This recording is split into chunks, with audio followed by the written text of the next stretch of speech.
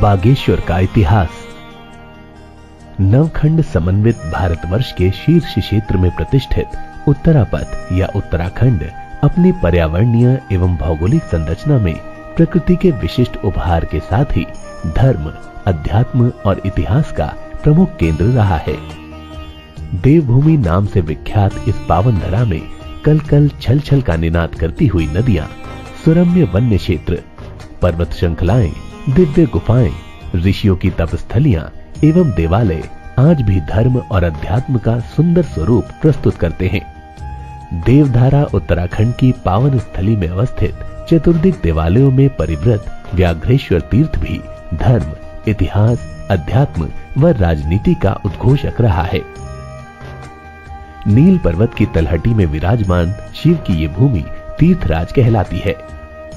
पर्व शिखर में विराजमान चंडी व पश्चिम में नील पर्वत के मध्य प्रवाहमान सरयू गोमती के संगम में अवस्थित व्याघ्रेश्वर के उत्तर दिशा में सूर्य कुंड के समीप भगवान श्री राम व दक्षिण दिशा में अग्निकुंड के समीप राम भक्त हनुमान जी प्रतिष्ठित हैं।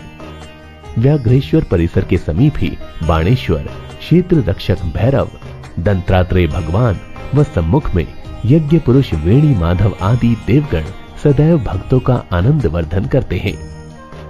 पर्यावरणीय, भौगोलिक, सामाजिक व परिस्थिति जन्य प्रभावों के साथ साथ भाषिक परिवर्तन भी हमारे अतीत को अभिव्यक्त करते हैं। इसी क्रम में वागीश्वर से बागेश्वर तक की यात्रा का भी भिन्न भिन्न कालखंडों व स्वरूपों पर विचार किया जा सकता है। व्याघ्रेश्वर बागेश्वर महात्म्य। वागीश्वर स्कंद पुराण में वर्णित वागीश्वर महात्म्य के अनुसार सरयू गोमती नदियों के मध्य बाणासुर द्वारा सेवित नील पर्वत है। इसी पर्वत की तलहटी में सूर्य कुंड व अग्निकुंड के मध्य अवस्थित शिव भूमि तीर्थराज कहलाती है। भगवान शंकर ने अपने गण चंडीश को आदेश दिया कि हिमालय क्षेत्र में असी व वरुणा के मध्य स्थित काशी की तरह ही गोमती व सरयू के मध्य दिव्यपुरी का निर्माण करे। तब चंडीश ने नील पर्वत में पहुंचकर दिव्यपुरी का निर्माण किया। वह अति प्रसन्न होकर पार्वती सहित भगवान शंकर यहाँ निवास करने लगे। पार्वती सहित शंकर को इस स्थान पर देखकर सर्वप्रथम आकाश मार्ग से दिव्य वाणी द्वारा शिव स्तुति की गई। इसीलिए शिव बागीश्वर कहलाए। व्याघ्रेश्वर दीर्घकाल तक तप करने के पश्चात ब्रह्मा की आज्ञा से वशिष्ठ इसी पावन भूमि से हिमालय से निःसृत सरयू को आगे ले जाने का प्रयत्न कर रहे थे।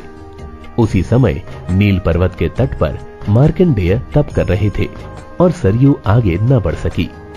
सरयू को आगे बढ़ाने के लिए वशिष्ठ ने बागीश्वर शिव की स्तुति की। वशिष्ठ की लोकमंगल भावनाओं से प्रभावित होकर शंकर ने व्याघ्र का रूप धारण कर पार्वती को गौ रूप धारण करने का आदेश दिया और गौ रूप पार्वती पर व्याघ्र रूप शंकर ने आक्रमण किया। तब गाय रंभाने लगी।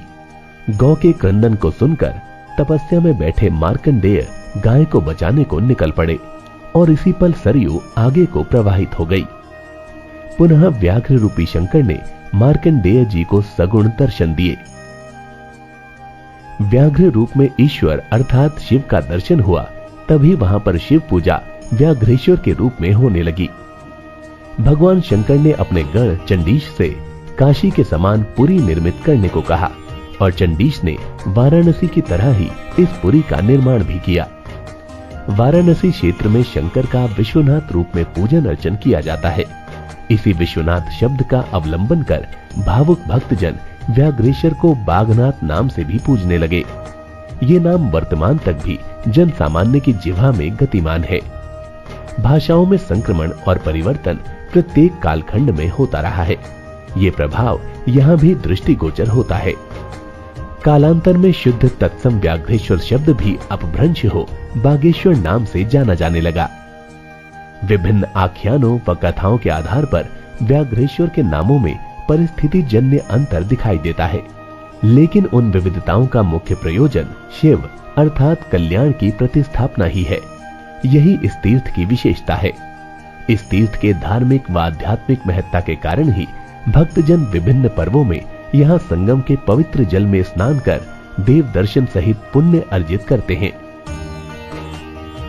निष्कर्ष रूपेण कहा जा सकता है कि संगम के पश्चिम तट में विराजमान व्याघ्र स्वरूपी शिव, गौरूपा शिवा, दिव्य व भैरवी शक्ति संयुक्त व्याघ्रेश्वर की जो श्रद्धा भक्ति से अर्चना करता है वो सर्वदा विजय को प्राप्त करता है।